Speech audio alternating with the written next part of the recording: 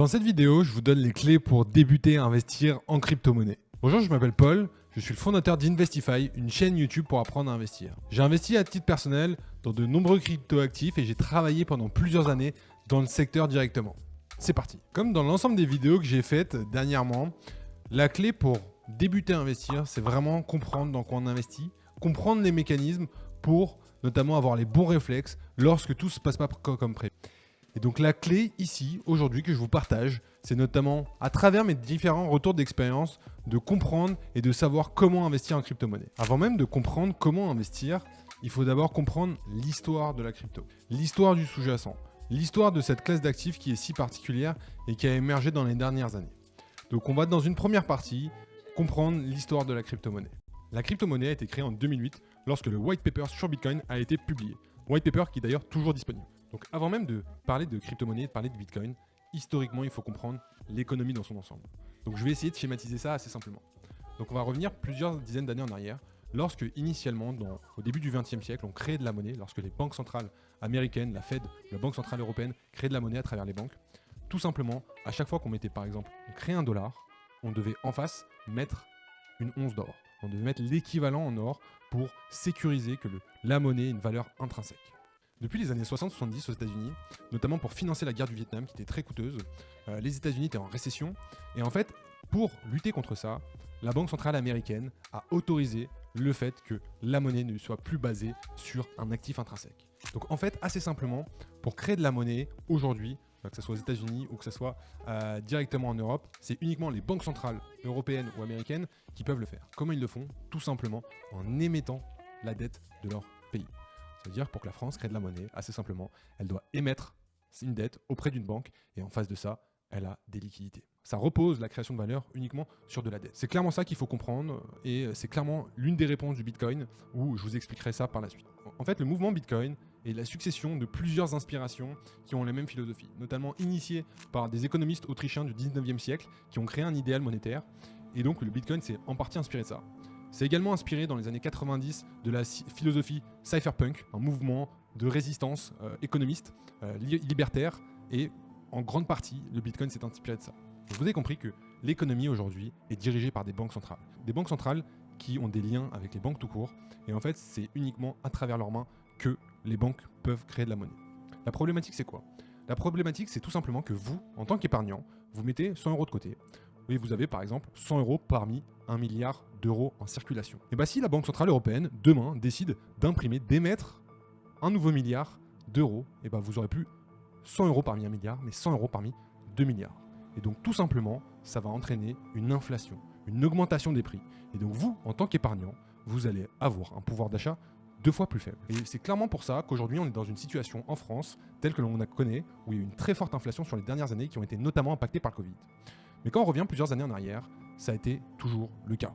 Depuis la décorrélation entre la création monnaie et des actifs intrinsèques, il y a toujours eu énormément d'inflation. Et donc assez simplement, le Bitcoin répond à cette problématique-là. Répond à la problématique qu'il y a des entités tiers qui ne dépendent pas de vous ni de moi, qui décident en fonction de leur volonté, en fonction de leur politique, en fonction de leur accointance avec certaines entités, telles que les banques, d'imprimer de la monnaie sans votre consentement. Ça veut dire vous qui épargnez de côté, qui voulez juste garder de l'argent pour dans 10 ans acheter une maison, et bien si vous la gardez en euros sur un compte, vous allez perdre chaque année de l'argent. Et donc tout simplement, avant d'investir en crypto-monnaie, il faut d'abord comprendre la philosophie, parce que c'est clairement un mouvement philosophique qui a été créé à travers Bitcoin, où en fait on répond, comme vous l'avez compris, à cette politique monétaire qui est décidée par un groupe de personnes.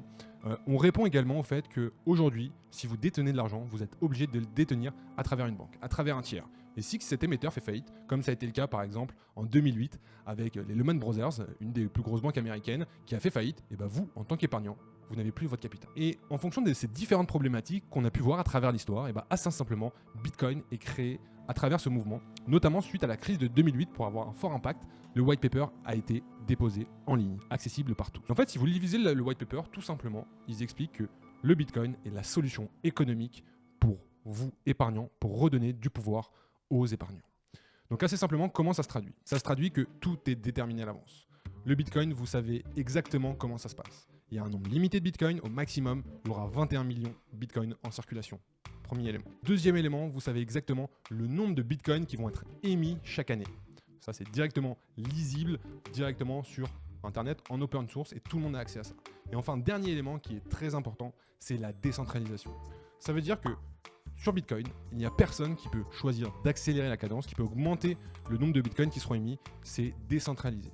Ça veut dire quoi? Ça veut dire tout simplement que le pouvoir est entre plusieurs mains qui dirigent ce réseau Bitcoin. C'est entre les mains de qui? En fait, c'est entre les mains des utilisateurs. Directement, les utilisateurs, certains utilisateurs, ont directement un micro-pouvoir et c'est décentralisé. La force de ça, c'est qu'il ne peut pas avoir quelqu'un en fonction d'une politique, en fonction d'une envie, en fonction de son propre libre arbitre qui va choisir de modifier cette séquence. Et notamment, l'une des dernières forces de Bitcoin et de la blockchain, c'est notamment la transparence. Parce que vous avez directement accès en ligne, assez simplement, à l'ensemble des éléments qui sont sur Bitcoin et sur la blockchain. Quand on avance un petit peu plus loin, à sa création, juste après 2008, les premiers cas d'usage, notamment sur Bitcoin, étaient très souvent sur le dark web. Beaucoup de gens achetaient des choses illicites via le dark web et via donc, le Bitcoin.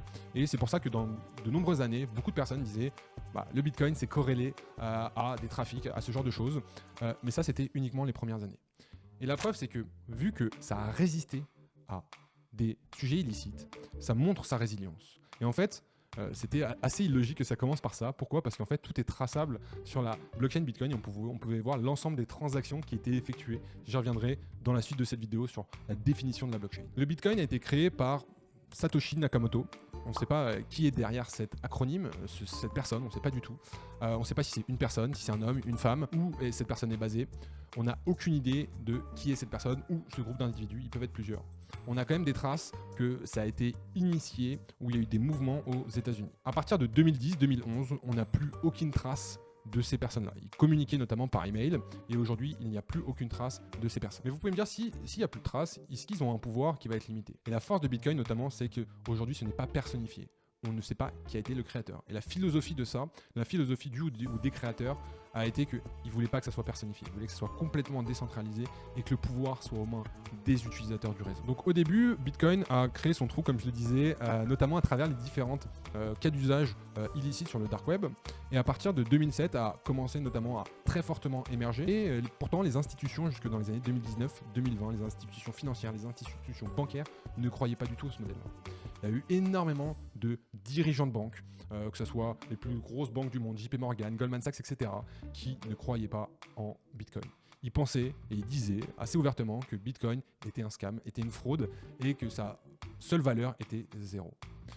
Mais aujourd'hui, Bitcoin a prouvé sa résilience, notamment a prouvé sa vraie valeur à différents. Et donc depuis 2-3 ans, on voit beaucoup d'acteurs financiers qui voient une opportunité assez évidente en Bitcoin et notamment BlackRock, qui est l'une des plus grosses institutions financières du monde, a créé un ETF Bitcoin. De 1 et de 2 également, ils achètent énormément d'entreprises qui minent du Bitcoin. Donc c'était un petit peu complexe de reprendre l'historique, mais c'est très important de vraiment comprendre où on va. Donc Bitcoin, pour résumer, ça a été une philosophie qui a été créée, qui a résisté à des vagues illicites, qui a résisté à des banques et à des organisations financières qui voulaient le détruire parce que répondait était un danger pour eux. Donc maintenant que vous avez compris ça, l'autre élément très important à comprendre, c'est la technologie sur laquelle repose la crypto et repose Bitcoin.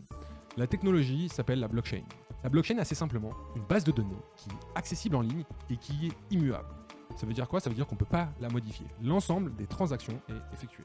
Par exemple, pour vous simplifier, si moi j'envoie 10 € à un ami à moi sur la blockchain, tout le monde va pouvoir voir en ligne que mon compte a envoyé 10 € sur la compte d'une personne tiers. Tout le monde a accès à cette information, c'est lisible et personne ne peut modifier cette information-là.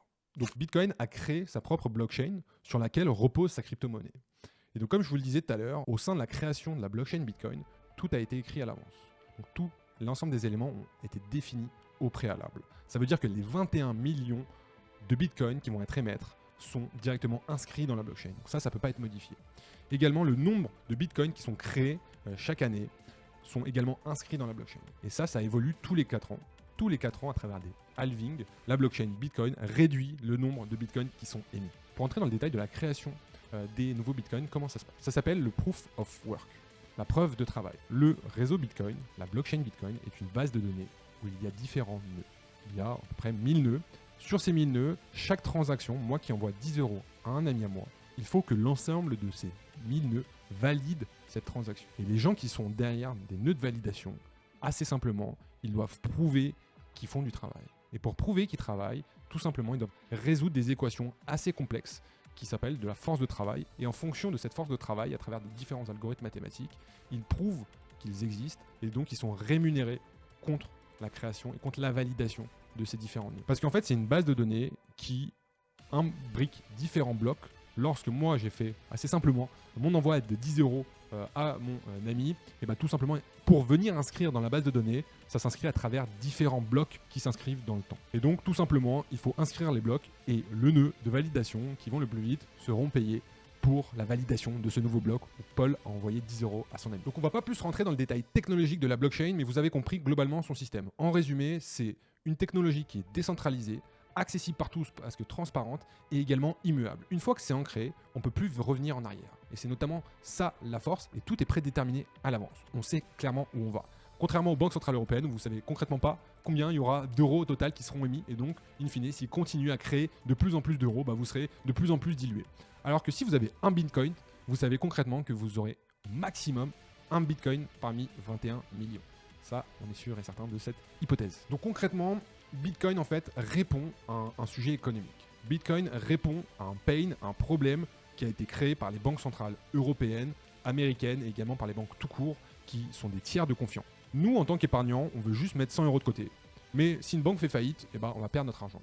Si l'État émet plus d'euros, tout simplement, on aura moins de pouvoir d'achat de ces 100 euros. Alors qu'on voulait juste nous épargner nos 100 euros qu'on a fourni un effort, on a travaillé pour et on voulait les épargner, malgré tout, la Banque Centrale Européenne peut en décider autrement. La banque, si elle fait une mauvaise gestion, peut également vous impacter, vous, en tant qu'épargnant. À travers Bitcoin, on répond à travers ce problème.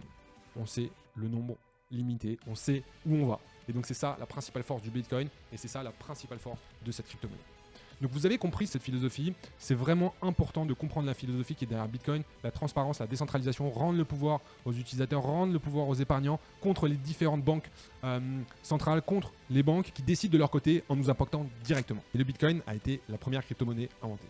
Aujourd'hui, si vous allez sur différentes plateformes, vous allez voir qu'il y a énormément de crypto-monnaies. Maintenant, on passe à un autre volet. Maintenant que vous avez compris le Bitcoin, la base de la crypto-monnaie, maintenant on va voir les différentes crypto-monnaies et comment également investir en crypto-monnaie. Donc aujourd'hui, si vous allez sur des plateformes, vous pouvez vous rendre compte qu'il y a énormément de crypto-monnaies. Les autres crypto-monnaies sont basées sur différentes blockchains ou qui ont des nuances, qui ont certains avantages, qui pour certaines sont moins décentralisées, d'autres qui vont être plus rapides, d'autres qui vont être moins coûteuses et donc qui peuvent être intéressantes en fonction des différents cas d'usage.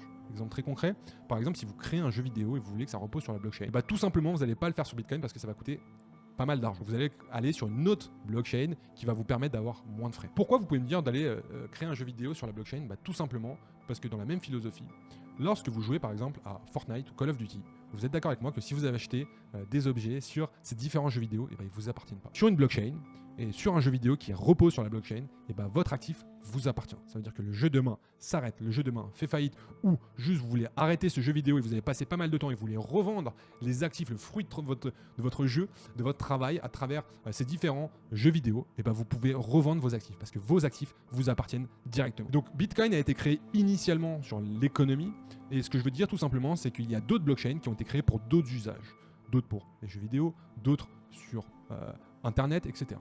Donc aujourd'hui, il y a énormément de crypto-monnaies disponibles sur Internet et concrètement, c'est assez compliqué de savoir dans lesquelles investir. Déjà, quand on commence à investir en crypto, c'est très important de mettre une allocation, au moins 50% sur Bitcoin, qui est à long terme la crypto-monnaie où on est tous convaincus qu'elle sera là encore dans 20 ans. Pour les autres crypto-monnaies, c'est vrai que c'est dur de s'en démêler, surtout quand on commence. Et donc moi, je dis toujours quand on commence, il vaut mieux commencer avec peu de crypto-monnaies, voire commencer que avec Bitcoin. Mais je vais essayer de vous expliquer une autre crypto qui, pour moi, fait énormément sens. L'autre crypto-monnaie qui me semble très intéressante, c'est la crypto-monnaie qui s'appelle Ethereum. ETH, c'est les acronymes de cette crypto-monnaie, qui, donc, comme vous l'avez compris, repose sur une autre blockchain.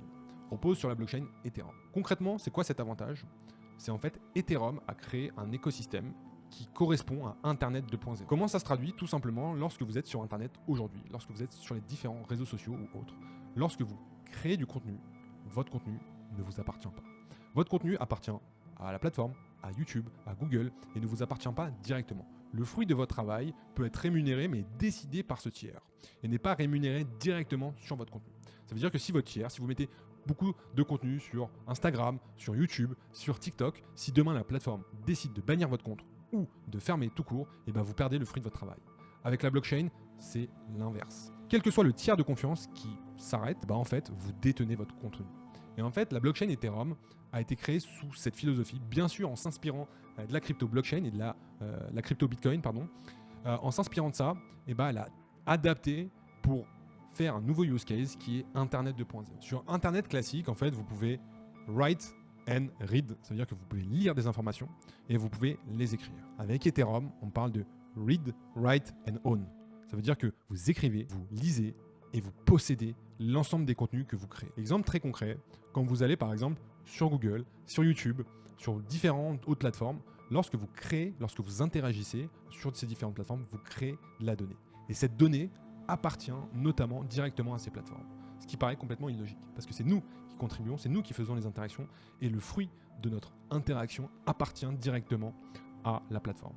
Ici, justement, avec Ethereum, qui est un peu Internet 2.0 si on veut, ça nous appartient directement. Et c'est ça la force de cette crypto-monnaie. Je voulais mettre en lumière, bien évidemment, elle est très connue, mettre en deuxième cette crypto-monnaie qui est selon moi très intéressante sur le long terme également. Pour rentrer un petit peu plus dans le détail, Ethereum aujourd'hui a créé un écosystème. Ça veut dire qu'il y a énormément de gens, de particuliers, d'autres entreprises, d'autres blockchains qui s'intègrent directement à Ethereum et ça permet de créer un gros écosystème.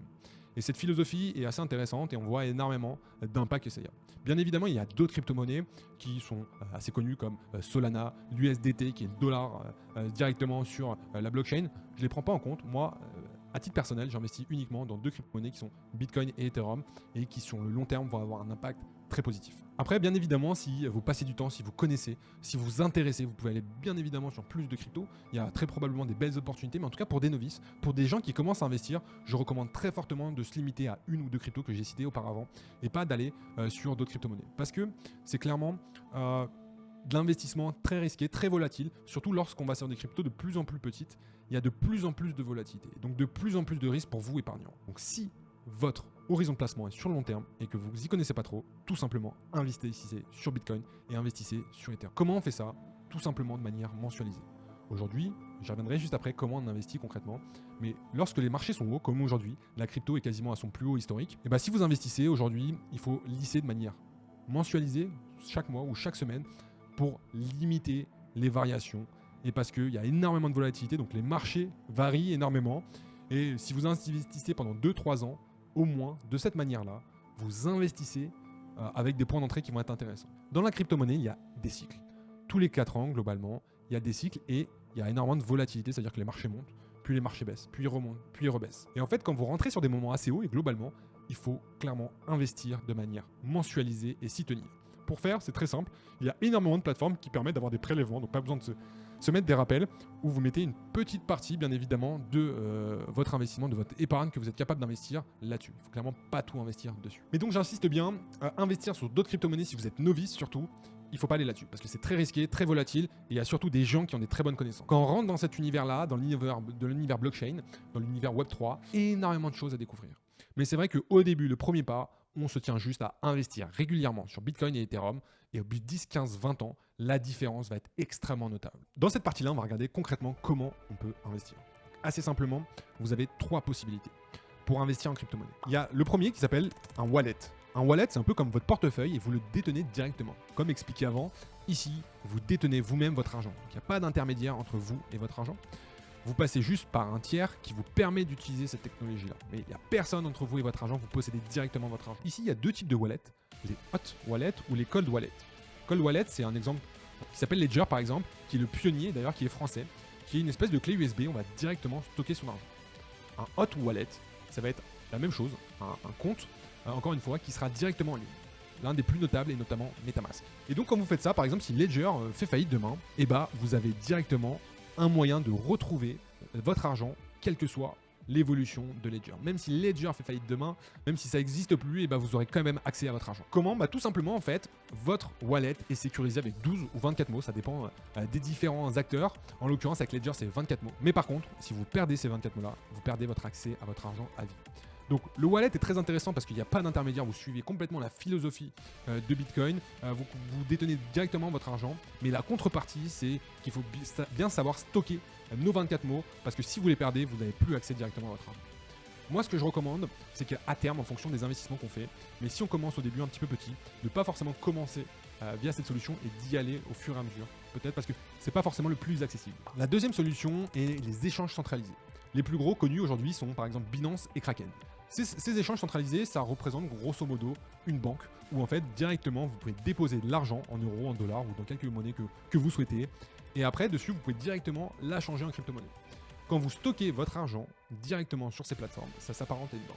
Ça veut dire que si demain Binance ou Kraken fait faillite, et ben vous perdez directement votre argent. Et c'est vrai qu'ici, ça c'est plus facile à utiliser, mais quand on stocke des gros montants, il faut clairement pas garder son argent dessus à terme. Au début, ça peut être intéressant de commencer par ça, parce que c'est assez facile à mettre en place. Et quand même, Binance et Kraken sont bien évidemment des entités énormes, plus grandes même que certaines banques françaises. Donc à titre personnel, j'ai même plus confiance en Binance et Kraken que certaines banques françaises. Enfin, la troisième solution, c'est des brokers type Revolut ou Lydia, où vous allez directement sur cette plateforme et vous pouvez investir tout simplement en crypto. C'est super simple d'accès. Tout le monde qui sait utiliser un téléphone peut directement investir. Donc c'est vrai que pour commencer, ça peut être quelque chose d'intéressant. Et en plus, certains de ces acteurs permettent d'avoir des prélèvements automatiques de manière mensualisée, comme je le disais. Et donc c'est vrai que pour commencer à investir, si on commence avec des petits montants, c'est une solution qui est la plus simple. Mais donc là, pareil, encore une fois, si demain Revolut fait faillite, bah clairement, vous perdez votre argent. Donc maintenant, vous avez compris comment on investit. Donc au début, vraiment commencer avec la solution qui est la plus adaptée pour vous. Si vous êtes plus apte à la technologie, vous savez comment stocker de manière sécurisée vos 24 mots, vraiment, n'hésitez pas à aller sur Ledger. Mais pour les personnes qui sont plus novices, qui ont plus peur de perdre leur mot de passe, etc., vous pouvez aller dans un premier temps sur les brokers. À terme, dans tous les cas, il faut clairement aller sur la philosophie de détenir son argent pour pas avoir des risques de défaut des intermédiaires. Donc maintenant qu'on a compris ça, on pose souvent la question de est-ce qu'il faut acheter aujourd'hui ? Pourquoi ? Parce que beaucoup de personnes me disent toujours bah c'est très haut, on va pas acheter Bitcoin, c'est beaucoup trop cher, est-ce qu'il n'y a pas d'autres crypto-monnaies qui vont faire la même chose que Bitcoin ? Clairement, ce qu'il faut savoir, comme je le disais, il y a peut-être des cryptos qui vont avoir des meilleures performances que Bitcoin, mais il y a une certaine incertitude.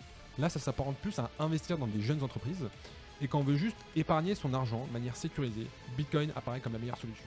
Donc oui, même si les marchés sont hauts, il faut clairement investir en crypto, parce que c'est un investissement long terme. Encore une fois, si vous investissez à court terme dans la crypto pour, par exemple, payer vos vacances l'été prochain, personne ne peut vous dire si ça va marcher ou pas. À court terme, il n'y a aucune personne, vous pouvez payer n'importe quelle formation, à la fin, la seule vérité, c'est que personne ne peut prédire l'évolution de Bitcoin à court terme. La seule chose qu'on peut prédire, c'est qu'à long terme, le Bitcoin est intéressant. Le Bitcoin va prendre de la valeur, tout simplement pourquoi ? Parce que on peut épargner directement sur Bitcoin sans être impacté par l'inflation des banques centrales. Donc on répond vraiment à cette problématique-là que je vous avais expliqué en préambule. Donc encore une fois, c'est un investissement long terme, voyez-le comme ça. Si à court terme vous voulez investir en crypto pour faire des bénéfices et vous payez vos vacances, c'est clairement pas la meilleure solution. Je pense qu'il y a d'autres classes d'actifs qui peuvent être intéressantes. La crypto-monnaie, si vous êtes novice, investissez uniquement sur le long terme. Donc, investissez une petite partie du capital et surtout, il y aura des baisses, il y aura des hausses et continuez à investir de manière régulière. Même s'il y a des fortes baisses, c'est à ces moments-là qu'il faut continuer à investir. Et c'est pour ça que je vous fais comprendre le message de qu'est-ce que le sous-jacent de la crypto-monnaie. Parce qu'en fait, si on ne comprend pas dans quoi on investit, et bah, si le sous-jacent, donc si le Bitcoin par exemple perd moins 30% de sa valeur, et bah, tout simplement, on va vendre. Et c'est clairement l'inverse qu'il faut faire. Lorsque tout le monde part de la crypto, lorsque la plupart des personnes disent c'est plus intéressant, ou même des banques disent il faut éviter, c'est une arnaque, etc., et bah, c'est à ce moment-là qu'il faut continuer à investir. Donc, faites vraiment un investissement régulier, c'est assez simple à mettre en place. Continuez à investir, quelle que soit l'évolution. Regardez même pas l'évolution du marché, vous en foutez, pendant 3, 4, 5 ans. Et au bout de 10, 15 ans, les fruits de cet investissement-là vont être extrêmement importants. Je considère aujourd'hui notamment que dans le système français, aujourd'hui, votre retraite ne va plus exister. Surtout si vous avez 30, 40 ans, vous n'aurez plus accès au système de retraite français, parce que c'est clairement un système qui a été créé à l'époque où en fait les nouveaux entrants payent pour les sortants. À l'époque, lorsque le système de retraite a été créé, il y avait clairement 4 actifs pour un retraité. Aujourd'hui, on est à 1,6 actifs pour un retraité. Donc tout simplement, le système ne tient plus. Et le Bitcoin, à titre personnel, apparaît comme une solution très probable, si on met même 100 € tous les mois, ou un petit capital, comme une solution pour avoir sa retraite. Et si on fait ça de manière rigoureuse sur les 10, 15, 20 prochaines années, l'impact que ça aura financièrement sur notre personne va être très très très important. Personne ne peut vous dire exactement le montant que ça sera. Il y a énormément plein d'analyses qui disent certains montants, mais ça reste bien évidemment que des théories. Concrètement, aujourd'hui, c'est en fait bien plus risqué de ne pas investir en crypto que d'allouer 10, 20% ou 30% en fonction bien évidemment de votre adhérence au risque, un portefeuille en crypto. Parce que demain, si la Banque Centrale Européenne fait faillite, ce qui peut arriver, je ne dis pas que ça va arriver, mais ça peut arriver en tout cas, et que vous êtes que exposé sur l'euro, et bah tout simplement, vous n'aurez plus accès à vos fonds. Alors qu'ici, avec la crypto, quelle que soit la géopolitique, quelle que soit l'évolution économique, si les États-Unis s'apprennent ou si ça fait faillite, etc., et bah vous êtes complètement indépendant de ça. Et en plus de ça, énormément dans de nombreux pays qui n'ont pas forcément une monnaie très stable, comme par exemple l'Argentine pendant de nombreuses années. La plupart des épargnants gardaient leur argent en dollars ou en bitcoin. Pourquoi? Tout simplement parce que leur monnaie était tellement dévaluée que ça n'avait aucun sens de stocker du capital directement dans la monnaie de l'Argentine. Donc je dis pas que ça va arriver demain, bien évidemment que l'Europe va être très fortement impactée, mais on sent quand même certaines tensions récemment, surtout en France où l'économie est très fortement impactée. On voit qu'il y a une énorme dette qui a de plus en plus de mal à être payée, on a du mal à trouver de l'argent.